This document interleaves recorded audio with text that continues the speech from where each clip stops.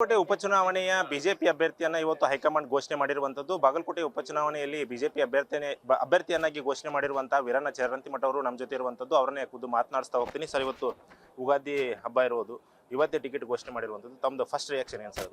ಎಲ್ಲರಿಗೂ ಉಗಾದಿ ಹಬ್ಬದ ಹೊಸ ವರ್ಷದ ಶುಭಾಶಯಗಳು.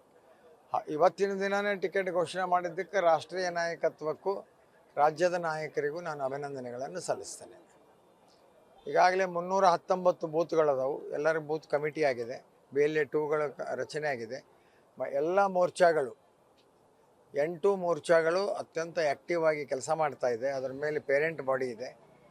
ಶಕ್ತಿ ಕೇಂದ್ರ, ಮಹಾಶಕ್ತಿ ಕೇಂದ್ರಗಳ ರಚನೆ ಆಗಿದೆ ಉಸ್ತುವಾರಿಗಾಗಿ. ಚುನಾವಣೆಯನ್ನು ಅತ್ಯಂತ ವ್ಯವಸ್ಥಿತವಾಗಿ ಮಾಡೋದರಲ್ಲಿ ಯಾವುದೇ ಸಂದೇಹ ಇಲ್ಲ. ಯಾವ ರೀತಿಯಾಗಿ ಪ್ರಾಥಮಿಕವಾಗಿ ಯಾವ ರೀತಿ ಪ್ರಚಾರ ಪ್ರಾರಂಭ ಆಗಿದೆ ಅಂತ ಸರ್ ತಮ್ಮದು?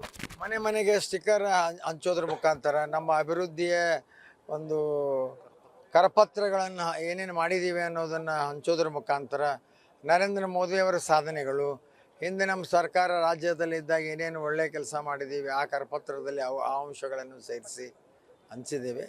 ಅನೇಕ ಒಳ್ಳೆಯ ಕೆಲಸಗಳು ನಮ್ಮ ಸರ್ಕಾರದಿಂದ ರಾಜ್ಯ ಸರ್ಕಾರ ಇರುವಾಗಲೂ ಆಗಿದೆ.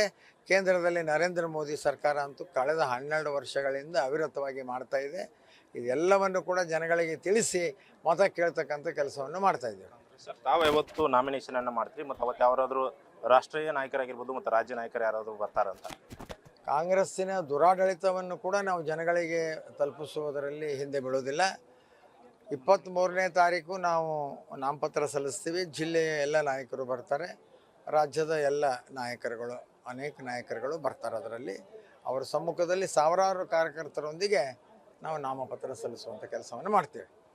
ಸರಿಗೆ ಪ್ರತಿಸ್ಪರ್ಧೆಯನ್ನು ನೋಡೋದಾದರೆ ಅಲ್ಲಿ ಅನುಕಂಪದ ಅಲೆ ಇದೆ ಅಂತ ಹೇಳಿ ಕೆಲವೊಂದಿಷ್ಟು ಜನ ಹೇಳ್ತಾ ಇರುವಂಥದ್ದು, ಅದು ತಮಗೆ ಸವಾಲಾಗುತ್ತಾ ಅನಿಸುತ್ತಾ ಸರ್?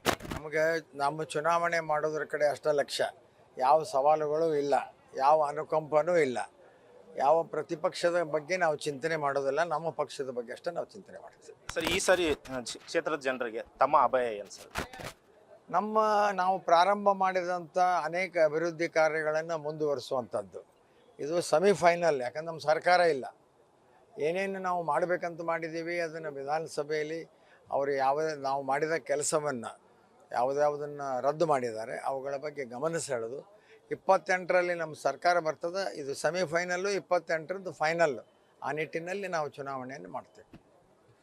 ಇದಿಷ್ಟು ಬಿಜೆಪಿ ಅಭ್ಯರ್ಥಿಯಾಗಿರುವಂತಹ ವೀರಣ್ಣ ಚರಂತಿಮಠ ಅವರ ಮಾತಾಗಿರುವಂಥದ್ದು. Krishna Adimani, news first, Bagalkote. News first, ನಿರ್ಭೀತಿಯಿಂದ ನಿಮ್ಮ ಪರವಾಗಿ.